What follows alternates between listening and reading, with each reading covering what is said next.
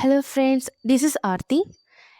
இப்போ நம்ம what is the present tense present டென்ஸ்னா என்னன்னு பார்க்க போகிறோம். சரிங்களா? இப்போ நம்ம தியரின்னு தியரியாக போகாமல் நம்ம ஸ்டோரி மூலயமா ப்ரெசன்ட் டென்ஸை கற்றுக்க போகிறோம். சரிங்களா? இப்போது ப்ரெசன்ட் டென்ஸ்னா என்ன? இப்போ நம்ம இருக்கிறது ப்ரெசண்ட்டில் தான் இருக்கோம். சரிங்களா? நிகழ்காலம், தமிழில் வந்துட்டு நிகழ்காலம் சொல்லுவாங்க. ப்ரெசென்ட்னா என்ன நினப்பிச்சுக்கலாம் அந்த கதையில்? ப்ரெசென்ட்னா ஒரு ராஜா. அந்த ராஜாவுக்கு 3 ஃப்ரெண்ட்ஸ் இருக்காங்க. அவங்க யார் யாருன்னா ஆம், ஈஸ், ஆர். சரிங்களா?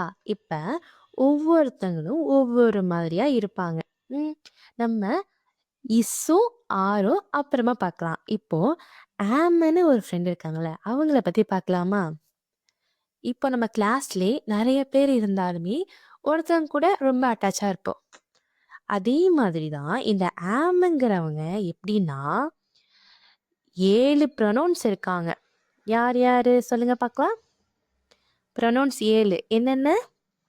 He, she, it, I, you, they, we. இந்த 7 ஃப்ரெண்ட்ஸ் இருக்காங்க. அந்த 7 பேர்ல ஆமுக்கு யார் மட்டும் தெரியுமா பிடிக்கும்? ஐயை மட்டும்தான் பிடிக்கும். ஐ கூட மட்டும்தான் இருப்பாங்க இந்த ஆமுங்கிற ராஜாவோட ஃப்ரெண்டு.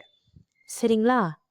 இப்போ இந்த ஆம் இருக்காங்களே, யார் கூட ஆம் இருக்காங்களே அவங்க ஐ கூட சேர்றாங்க. ஓகேங்களா? இப்போ தமிழில் ஆம் அப்படின்னா என்னன்னா இருக்கிறேன். ஐனா நான், நான் இருக்கிறேன் அப்படின்னு அர்த்தம். இப்போ இங்கிலீஷ்லேயே ஷார்ட்டான சென்டென்ஸ் என்ன தெரியுமா? ஐ ஆம். அதுதான்.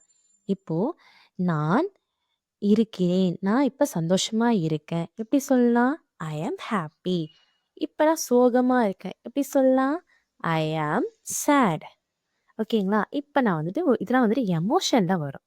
இப்போ நம்ம ஒரு பொசிஷன், இப்போ நான் வந்துட்டு ஒரு டீச்சராக இருக்கேன், எப்படி சொல்லலாம்?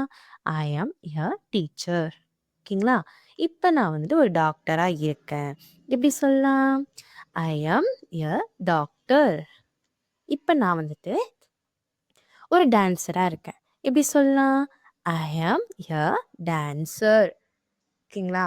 இப்படி தான் ஈஸியாக நம்ம என்ன பண்ணணும்? இங்கிலீஷை தியரியாக படிக்காமல் ஒரு கதை மூலயமா படித்தா அது வந்துட்டு ஈஸியாக அண்டர்ஸ்டாண்ட் பண்ணி. சரிங்களா? ஆம் வந்துட்டு எதுக்கு யூஸ் பண்ணணும்? திரும்பி சொல்கிறேன், ப்ரெசண்ட்டுக்கு மட்டும்தான் யூஸ் பண்ணணும். மறக்காதீங்க.